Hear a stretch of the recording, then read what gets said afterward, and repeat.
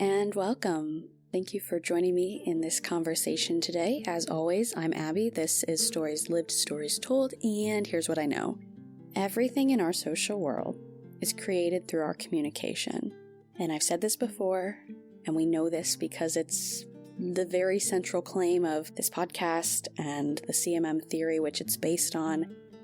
But I want us to revisit that today and think about what that really means for us in our lives, because it's something that our conversation partners today really believe in. Today we're starting a 3-part conversation with Karen and Sonja Foss. They are twin sisters and also communication scholars.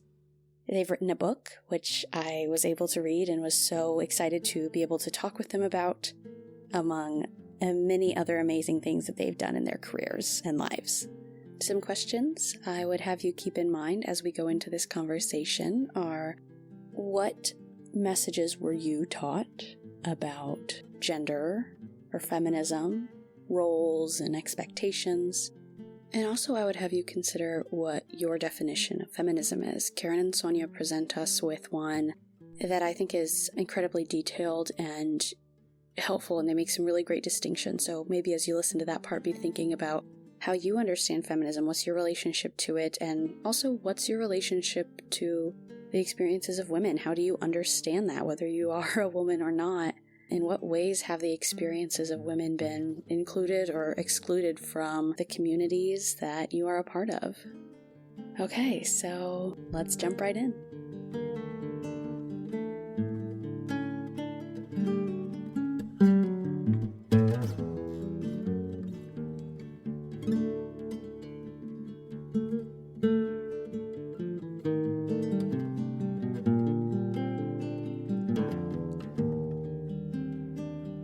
Hello, Karen and Sonja Foss. Welcome to the podcast.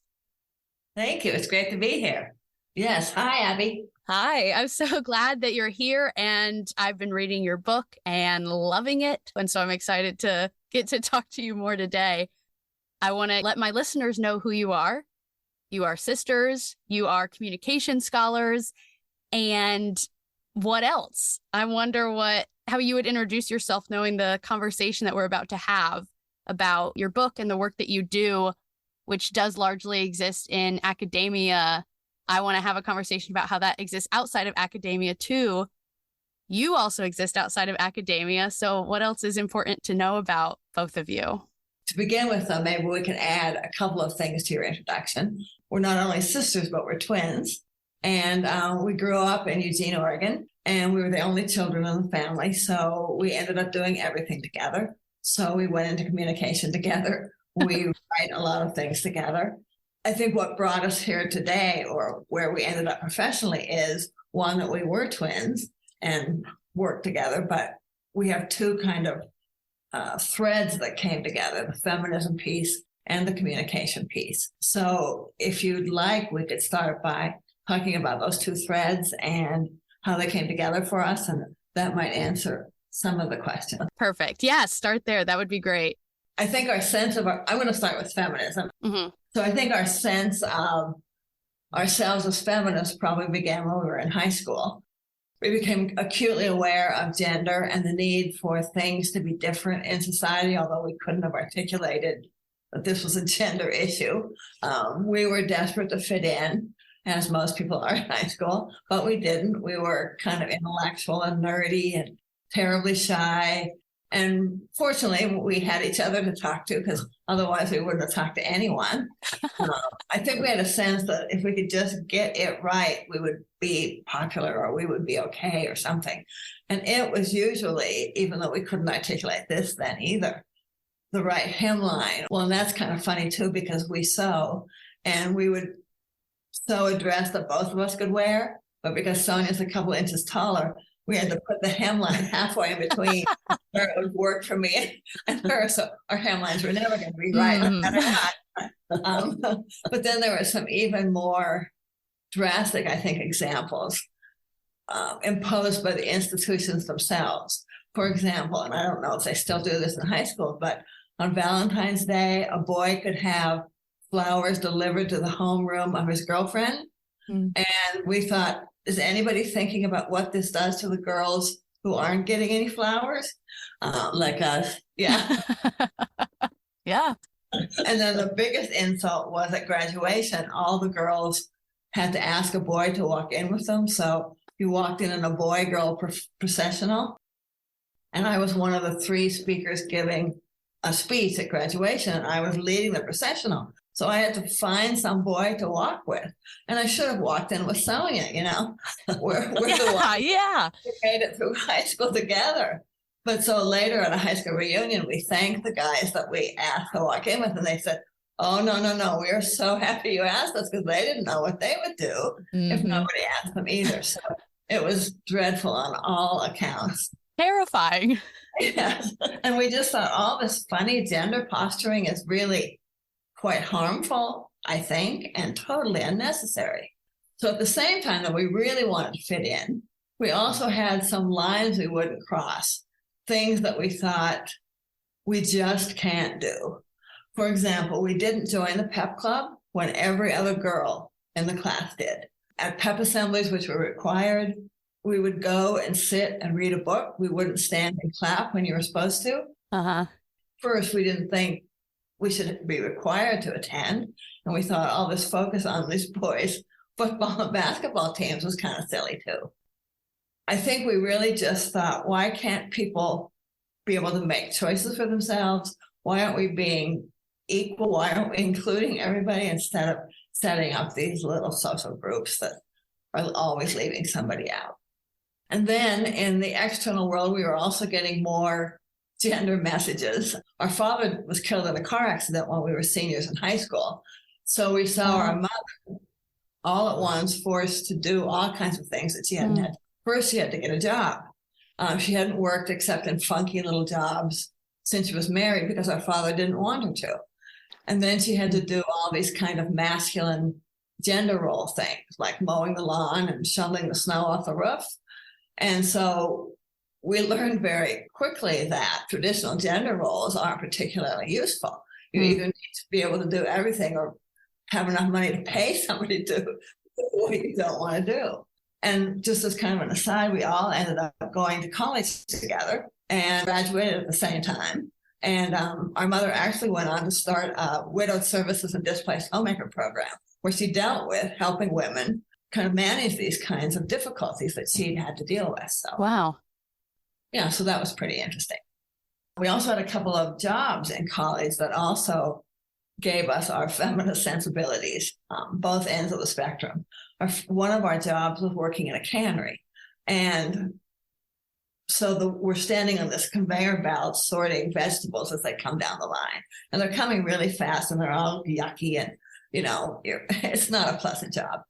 And the women had to wear dresses and we had to wear hairnets. And we stood in about 2 inches of water our entire shift. And we were sometimes hit on the head with beets because there was a crow's nest where some people were up there sorting beets and they would sometimes miss the buckets. And so we're cold, we're in water, we got beets dripping down our heads. And then at the end of the conveyor belt was a man wearing no hairnet, even though his hair was down to his shoulders, jeans, boots, and every 15 minutes he would just move this box that had filled up with vegetables.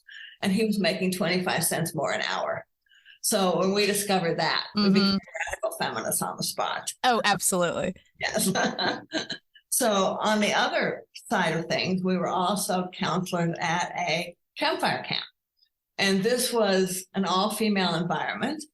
So we immediately felt at home. We felt affirmed for who we were. We didn't have to conform to the rules and expectations of this sort of larger patriarchal world. And it literally gave us a glimpse into what a woman's world could look like. As a result of that, our personalities changed a lot. We became a lot more self-confident.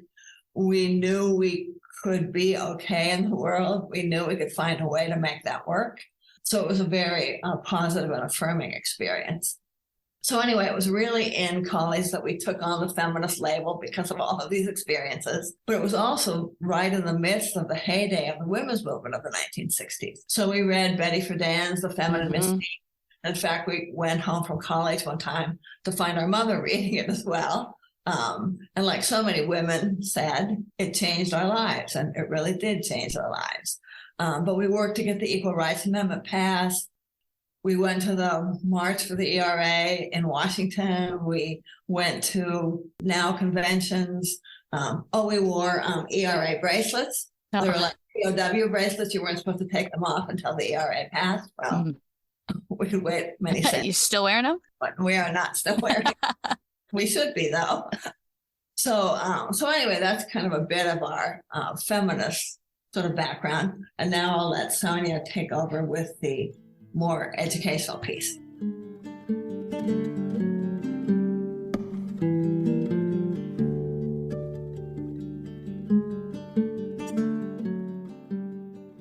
So our educational beginnings were probably a bit different than you might expect.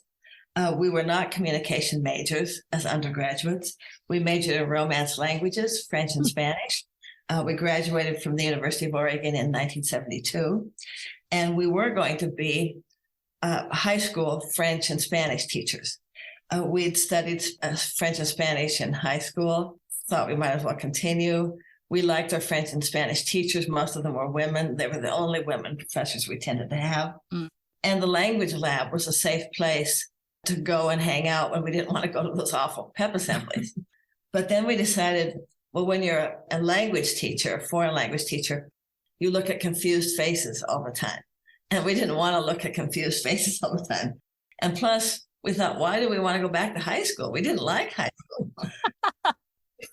So we canceled our student teaching in French and Spanish. And we sat down in one of our dorm rooms together and we thumbed through the college catalog to see what else we could major in. And we came across the speech department. It was called speech back then, the communication was. And so we thought, well, this sounds kind of interesting. And we actually knew a couple of people majoring in that, and they seemed to like it. So we walked over to the speech department and we said, could we get a master's degree here? And they said, sure. So then we enrolled in the master's program. And this was the era when the focus of speech or communication at the time was only on studying speeches. And in particular, the studies of great white dead men. Yes. It was really what we now call the era of womanless communication. We never studied anything about women speakers or women's communication. And Karen, in fact, remembers raising her hand in a graduate class and asking if she could write a paper on a woman speaker instead of a man. And they did let her do that. So we were going to teach at the community college when we finished our master's degrees. But one of our professors said, well, you'll end up just teaching fundamentals and you might enjoy some other things more. So he said, why don't you go on for a PhD? And we had no idea what a PhD was. And so we said, we don't know anything about that. And he said, well, PhDs put their pants on one leg at a time like anyone else. Well, that wasn't very helpful. No. That was the extent of mentoring at the time. That's funny. So I went to Northwestern University. Karen went to the University of Iowa. And anything that was done about gender or feminism was introduced by us or other feminist students. We had no women professors. We both developed and taught courses on women while we were in our doctoral programs. I taught a course, The Rhetoric of the Women's Movement, and Karen taught a course called The Articulate Woman. And then we did our dissertations on feminist topics. Mine was an analysis of the Equal Rights Amendment debate, and Karen looked at the communication strategies of three feminist groups. So then we got our PhDs, we started teaching. I started out at Virginia Tech. Karen started out at Humboldt State University in California. Again, we continued to introduce courses on gender and women in the curriculum, courses like Women in Communication or Sex Roles in Communication. We became co-editors of a journal, Women's Studies in Communication, and we were co-editors for 7 years. We kept teaching at various places, kept publishing. I taught, for example, at Ohio State University, the University of Oregon, the University of Denver, and I retired from the University of Colorado, Denver. Karen taught a long time at Humboldt State. She was a visiting professor at the University of Massachusetts, and she retired from the University of New Mexico. So throughout our careers, we've published articles and books that deal with the intersection of feminism and communication. So we started out by publishing pieces that incorporated feminism. So generally with this focus on great women speakers or movements involving women. And that was the way that feminism intersected with the communication discipline at the time. And we also worked to incorporate the communication practices of women into theories about communication, just trying to get women's communication patterns to be seen as legitimate. And then we realized that just by adding women's communication practices into the discipline was not enough. It was inadequate because those differences would not be seen as legitimate, or they wouldn't be seen as measuring up to the standard models, because everybody had been using these models of communication that really dated back to Aristotle in the 5th century BC. And when you put a totally new kind of data like women's communication in, the data have to get squeezed and scrunched all around to make them fit into those theories. And so as a result, we said, well, we can't just try to get women into the discipline, like add women and stir. What we really need to do is to rethink the assumptions of our theories and our concepts and try to figure out, well, what would this thing look like if we seriously took into account what women's practices are like, or the practices of other marginalized groups. So then we turned our attention to what we call reconceptualizing. And this is when you take a construct or a concept in communication and try to figure out, well, what would this look like if we formulated it from how women talk instead of how men talk, for example. So we've co-authored 3 books that really reconceptualized communication models in various ways. One is Inviting Transformation, Presentational Speaking for a Changing World. And here we reconceptualized the traditional model of public speaking, which again comes to us from Aristotle, 5th century BC Greece. So what we tried to do in this model was create a whole different way of looking at and doing public speaking that incorporated the way women talk and the way African Americans tend to talk and the different values that they have in their speaking practices. Another book we did was called Women Speak, The Eloquence of Women's Lives. And here we reconceptualized what's called public address. And that just means speaking in public. And what we did in this book was to show how when you conceptualize public address, how it's been conceptualized, women get left out, or all the many ways in which women communicate get left out. So in this book, we've got various texts of women's eloquence that would not meet the standard definitions of public address. So things like writing holiday letters, or sewing, or the talk between mothers and their children, or shopping. I mean, these are all communicative acts that certainly both men and women do, but especially back then, they were largely done by women, and they didn't count as important communication because they didn't meet that standard definition of public address.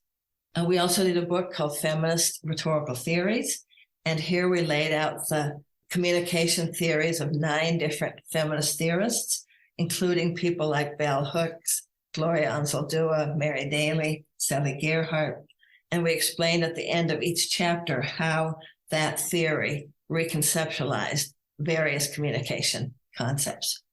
And then our latest book, Feminism in Practice, Communication Strategies for Making Change, focuses on the change strategies of 20 contemporary feminists from all different arenas. And many of those strategies look pretty different from the traditional persuasive strategies that we tend to see. So that gives you a sense of how we got where we are with both feminism and communication kind of intertwined. And that's sort of an overview of what we've been doing in our careers. That was great. I feel like I have a much better understanding of how you're showing up to this conversation and how you intersect with the work that you do from the background that you've come from. This is such a little side note out of everything you just shared to go back to. But I'm just curious, when you started teaching, were you like the only professors who were women at the time still, or at that time were you starting to see more professors who were women in the communication field? Yeah, when I started, there were probably a quarter of the faculty was women. But I did have an interesting experience. I was on a contract. It wasn't a tenure track line. And they said, well, if you do well, we'll renew your contract. And so at the end of the first year, the faculty took a vote and decided not to rehire me. And they said I could stay one more year and then I'd have to leave. And the reason they gave was she's too interested in women's studies. What? That's horrible. Yeah. But I think it's interesting they would actually admit that. They would never admit that. They would find some other reason that was much more. Exactly. And luckily I got a job then, so I didn't even have that second year. So yeah. Then they're saying that as an insult to you. And I would have been like, yes, I am. Thank you for noticing. Yes. And it's important that I am. Yes. Yeah. And I'm realizing, you talking about your experience of studying communication at whatever levels is that I owe so much to you and so many of your colleagues for the way that I got to study communication, because I wasn't, of course, there's still such a skew of like women aren't, taking up as much space as I think they should in our field in terms of the content we're studying or the people we're studying. But I never had to experience to the extent that you were experiencing of saying, I'm not represented in this. Right. What I know to be true about communication isn't represented at all here. And I kind of want to jump right into part of your book that I've really been thinking about since I read it. And that's, I believe it was in the chapter about Lizzo talking about body normativity as opposed to like a body positivity. And I've just been thinking about that normativity sounds like not as exciting of a word or a thing to be doing, but I think it's so important. When you go back to your definition of like a radical feminism, saying we got to overhaul this whole system because men have been deemed as the default or what is normal. What we need most for the experiences of women is to normalize, even though it maybe doesn't sound as glamorous as doing anything else with the experiences of women. But I just think that's so central to it. And maybe we overlook that because we want to go for something more glamorous sounding. Yeah, exactly. Yeah. So I feel like that's what you have been doing in all of your work, is this like normalizing of just making it a part of the conversation because it is and it should be. Yes. Yeah, it's an interesting way to put it. I don't think I would have ever thought about calling it normalizing, but yes, absolutely. Yeah, just saying, this is normal too. It's not other, different, wrong. Yes. Yeah. Exactly.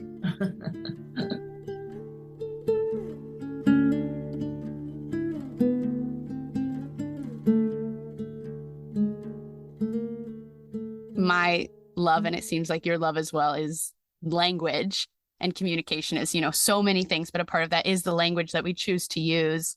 And so I wonder, what kind of language can you give to what you wrote about in your most recent book that helps the topics that you wrote about to be more accessible to people? How would you describe what you wrote?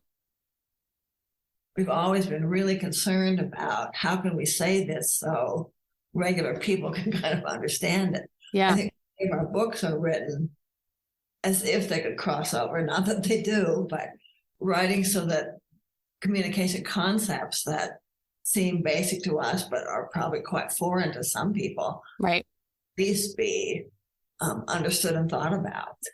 Yeah, and I really like Bell Hooks' approach to this. She was always really concerned with accessibility too. And she wrote her first book deliberately without footnotes, because she said people going to work on the bus don't read books with footnotes. And so she deliberately left them out so that regular people would feel okay picking up this book and reading it. Yeah. Yeah, I think you do a great job of that in your book. I think, you get at that theory, but it used so much language that got me so excited about it, and language that I knew that it was showing up in my everyday life, and I could see the parallels there. And that I think it was so powerful that you were able to use 20 different women who are in the public sphere to be accessible. And, when I flip to the next chapter, I'm like, oh, I already have some ideas about who this person is or what I know of them. And then you adding that layer of analysis about what their feminism looked like. Yeah, it was very fun to pick these 20 women and just how different they are and how much they each contribute in very different ways to, what we call feminism. Yeah. That makes you be accessible too, because you're working with regular women out there still doing their craft or whatever. And so you have to sort of take into account their language as well. Mm-hmm. On my podcast, I'm always kind of talking about communication as a lens that we're using, because that's how I use it. I see everything in my life through. It's like I'm wearing the glasses that have the communication lenses. And I feel like you've added, I don't know the best metaphor, maybe my metaphor kind of falls apart here, but it's like a bifocal, or I don't know, another pair of glasses you're putting on, of having the lens of communication and then the lens of feminism. And I feel like that's so enriching to look through both. But I'm curious about, for you, what has your experience been of using both of those lenses and learning and seeing in your own lives and work how they interact with each other? Yes. Yes, we have a lot to say here. Perfect. Again, as you said, there are kind of two lenses here. So I think we'll start with the communication one, and then we'll do the feminism one, and then we'll try to put them together somehow. But I think our starting point in terms of communication that's really going to ultimately intersect with feminism is the kind of truism in the communication discipline that communication creates reality. Now, this has been floating around for decades, but we take this very seriously. I'm not sure everyone does. We believe that the essential nature of the material world is that it's not material. We see the world as one of energy or vibration or whatever you want to call it. And choice is the basic mechanism by which the world is manifest, by which the world comes into being. So in every moment, we face a lot of different choices. We have a lot of alternative possibilities we can choose from. So we choose, and then reality is created. And the way we choose? With our symbols, our communication. So to change reality, we have to change our symbols. We have to change our communication. This is backwards from how many people think about reality and communication. Many assume that there's reality existing out here, and then we come along with our communication and talk about it. But we see reality as the result of the process of communication. So reality isn't fixed. It changes according to the symbols that we use to communicate about it. So some examples. If you call a rambunctious child spoiled versus gifted or obnoxious, you're going to have a very different reality with that child. Or you describe your colleague as ambitious and motivated or pushy and aggressive. Again, a very different experience. We actually have a funny experience of this from our childhood, where I'm not even sure what the context was, but our father told the story of, it was summer, he was in an unair-conditioned house on the second floor trying to sleep, and it was really hot, and the window was stuck shut. So he was getting hotter and hotter and more miserable. And finally, in the middle of the night, he picks up a shoe and throws it at the window and breaks the window. And this nice, cool breeze comes floating in. He wakes up in the morning to find he'd broken the mirror. He hadn't broken the window, but his experience was as if he had broken the window. Mm-hmm. Your reality depends on what you think that reality is. Yes. And how you're choosing to talk about it. Yes. So again, the fact that communication creates reality is very important to us. And many feminist scholars in different ways also have that kind of view. So I'm going to let Sonja take it over from here. Yeah, so I'm going to explain the feminism piece. And we first want to start by acknowledging something that I think we sometimes forget, which is that feminism has been a resounding success. It's one of the most successful social movements in recent history. Now, certainly inequalities of all kinds still exist, but there have been major strides since the second wave of the feminist movement in the 60s. Women can work in almost every occupation. You can't be fired for becoming pregnant. You've got legal recourse if you're sexually harassed. Girls can wear pants to school. Yeah, we could. Yeah. All of these are changes that can be attributed to feminism. And of course, feminism has made men's lives better too. Men don't have to adhere to these really strict norms of masculinity. They can be stay-at-home fathers. They don't have to be the sole breadwinners for the family. So the story of the feminist movement is really this triumphant, happy story. And I think we sometimes forget that in all the controversy that sometimes swirls around feminism. So because of misconceptions and the controversy swirling around feminism, we thought it might be good if we at least explain what our definition of feminism is as a starting place.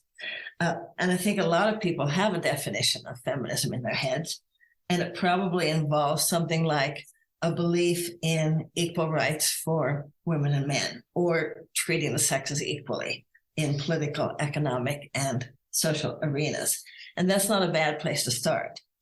But there are a couple of problems with this definition of feminism as making women equal to men.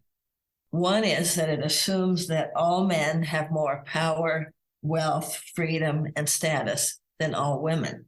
And of course, that's not true.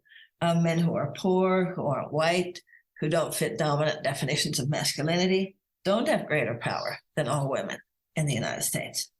And in addition, there are many different ways of being a woman.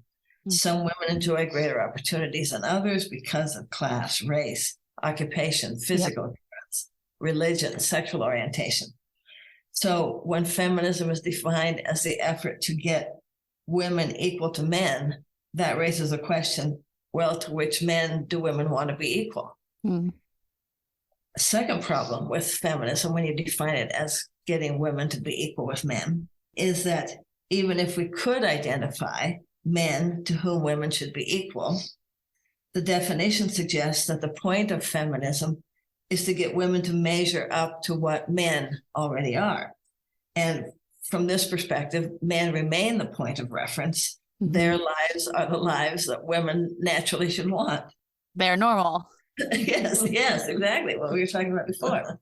So this definition assumes men are the standard for what is seen as normal for human beings. So if the first problem with that equality definition is equal to which men, we could say the second problem with that standard definition is why equal to any man?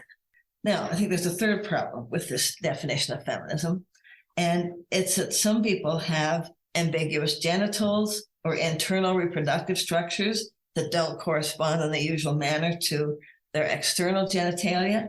How should they be classified if we're talking about women and men? And there are people whose bodies don't match up with their feelings and desires around gender.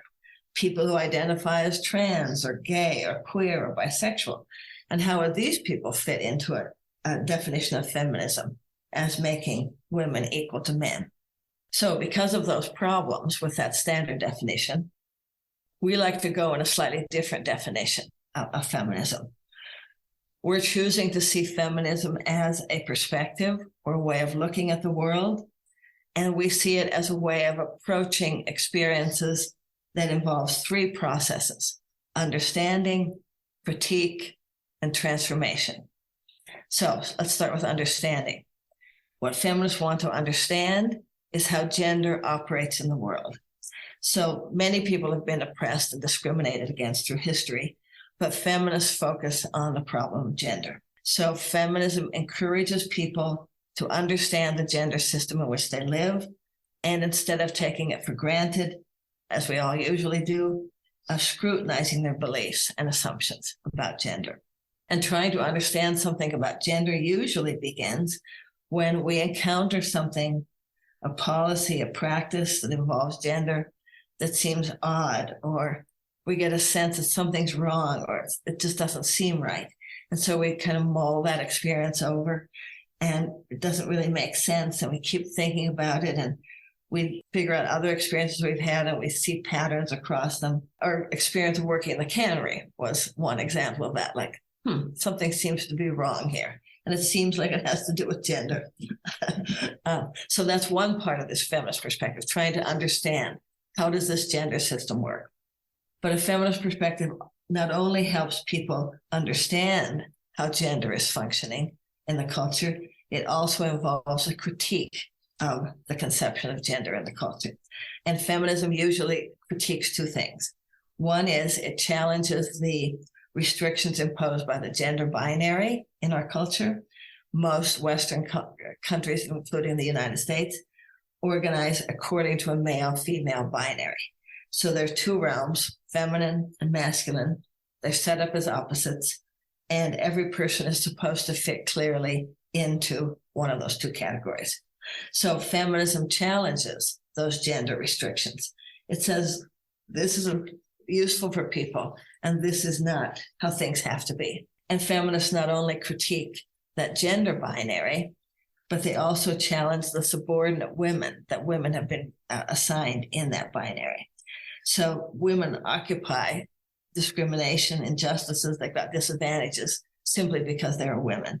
And so feminism critiques gender as a social system that distributes power unequally. This asymmetry is given all sorts of names. The most common one is patriarchy, which is a system where men are superior to women, and they've got privileges that women don't have. So feminists are critiquing that system too.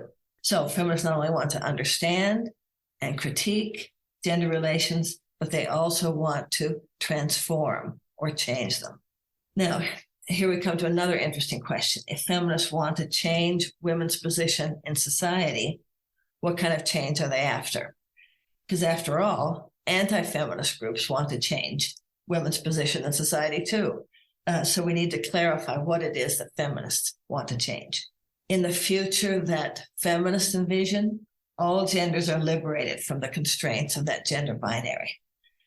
People are free to be themselves. They're not disciplined or punished because they don't conform to a certain image of masculinity or femininity. They're able to live their lives in ways that suit their abilities, their preferences, and that aren't dictated by the restrictions of that gender binary. And there's another aspect of this alternative vision that feminists want to see, and it involves eradicating what Bell Hooks calls the ideology of domination.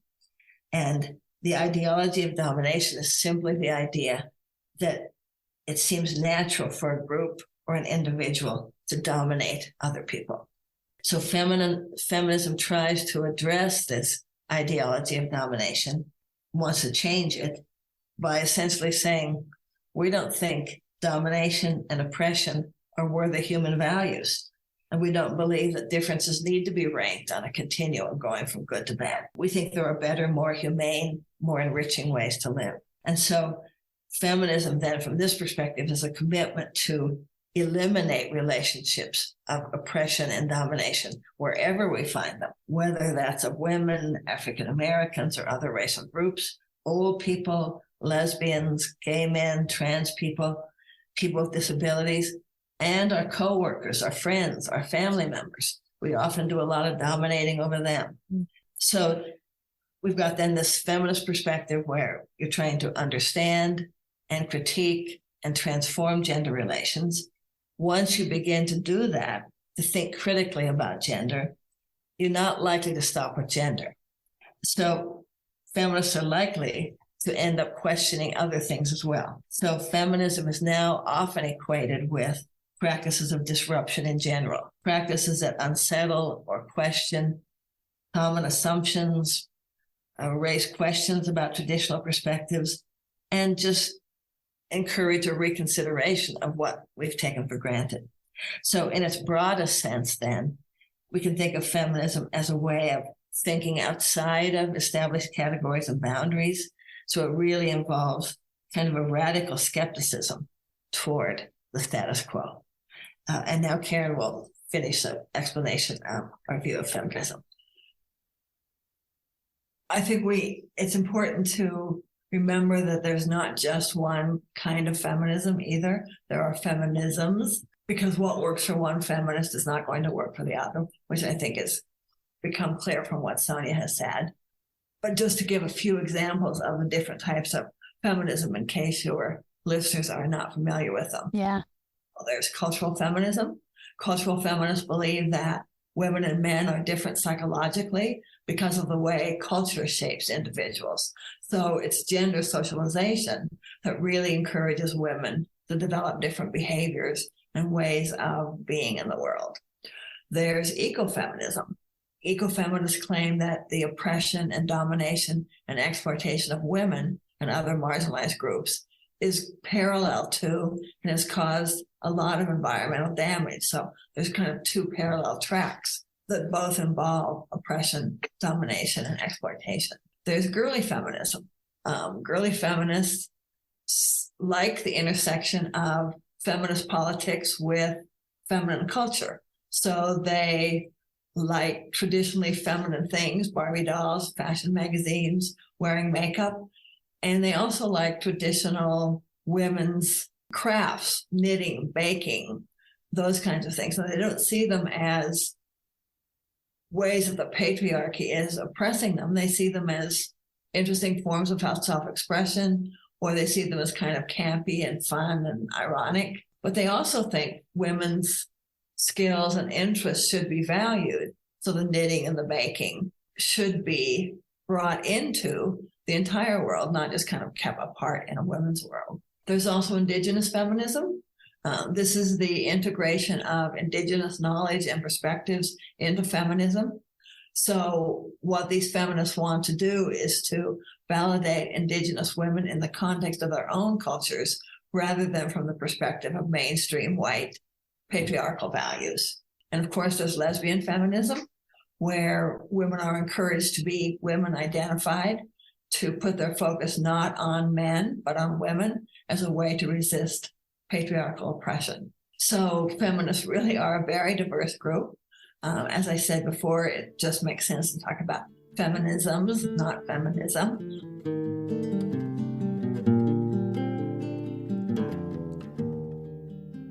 That is where we end part 1 of this conversation, but you can come back and join us next Monday for part 2, and the Monday after that for part 3. One thing I would be taking away from this conversation today is that we've already talked a lot. I've talked a lot about using this communication perspective and kind of thinking of it like a pair of glasses. It's one lens to see the world through. So based on our conversation today, I wonder how your perspective changes if you add the next lens that we talked about of feminism. And when you look at the world through the lens of communication and feminism, how does what you see change? And how does it change how you want to act and how you want to be in the world? All good things to be thinking about until the next conversation. As always, I get to do this podcast with support from the CMM Institute for Personal and Social Evolution. This podcast is just one of many initiatives that we are working on putting out into the world, always with the goal of creating a better social world. So if that's your goal too, I'd encourage you to check out the links that I have in the description to all of the work that we are doing at the CMM Institute and look for some ways to be a part of it. And of course, the next turns I want to offer you today are to follow this show, leave a rating, leave a review, share it with a friend. I think these conversations are great on their own, but become even more meaningful when we take them into the other areas of our lives. And by that, I mean invite other people that are in our lives into these conversations and keep them going. And so I hope that you'll share this episode, maybe take some time to be thoughtful about that today, about who you want to invite into this conversation and what that could do for your relationships or your communities as you invite more and more people into this conversation. Also, I'd love for you to connect with me wherever you can on Instagram at Stories Live Stories Told Pod, on YouTube at Stories Live Stories Told, or at my website at storieslivedstoriestold.com. I'd love to connect with you and be just one of those other avenues of keeping that conversation going. So thank you for showing up. Thank you for being curious, and thank you for being a part of this story. I'm Abbie, and this has been Stories Live Stories Told.